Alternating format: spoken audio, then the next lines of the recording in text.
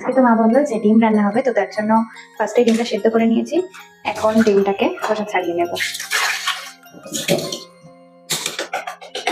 তোমাদের আজকে আপনার বাড়িতে কি রান্না হচ্ছে আমাকে কিন্তু অবশ্যই কমেন্টে জানিও। ডিমের কারি খেতে তো বেশ ভালোই লাগে, বেসিক্যালি ঝালটা। ঝোল খেতে অতটা ভালো লাগে না, বাট মা রান্না করলে আমার বেশ ভালো লাগে। আজকে আমি রান্না করবো, দেখা যাক কেমন টেস্ট হয়। তো এখন এক এক করে সব ডিমগুলোকে আগে ফিল করে নেওয়া যাক। আমি এখানে ডিমের ঝোলের সবজি নিয়ে চলে এসেছি, এগুলোকে ধুতে হবে।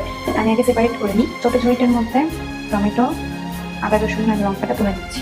এগুলো একসাথে পেস্ট করবো।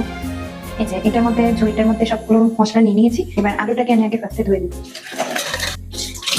আলুগুলোকে ভেজে নেবো।